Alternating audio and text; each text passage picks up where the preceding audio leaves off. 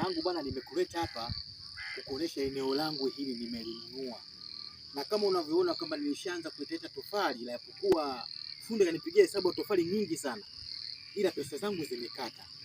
Na maana kubwa kukuleta wewe hapa dada yangu, najua umeolewa na aliyekuoa dada yangu ana pesa. Kwa hiyo sasa dada yangu, nachokitaka mimi uchukue pesa kwa mume wako, niletee mimi hapa, nianze ujenzi, nijenge nyumba kubwa. Najua wanaume hawa dada yangu hawaaminiki.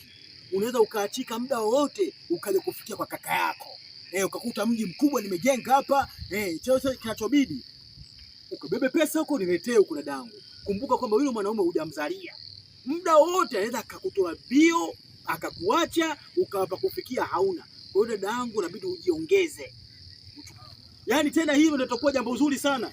Yule mumeo ana hela yule, usimuonee huruma. Alafu kumbuka kwamba yule hujamzalia wewe. Muda wote masaa yoyote anaweza kukuacha dada yangu, ukapata shida pa kufikia ukawauna. Niletee pesa mimi. Asalamu alaykum wa rahmatullah.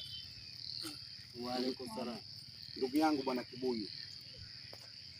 Dada, mimi nilikuwa nafikiri huyu kaka yako angekuwa mmoja wapo wa kukupa nafaa kukaa kwenye ndoa yako vizuri. Swala la mtoto na kuishi kwenye ndoa yake havihusiani. Wewe unatakiwa uwe mmoja wapo wa kumsia akae kwenye ndoa yake kwa amani, lakini kwanza unamwambia havunje ndoa yake. Maana hayo mipango unayemweleza mumewe hakajua kwamba anachukua pesa inakuja nyumbani na kuja kujenga pasipo na idhini yake, kwanza ni kosa. Unaweza kusababisha kuvunja ndoa ya binti yako kwa tamaa yako.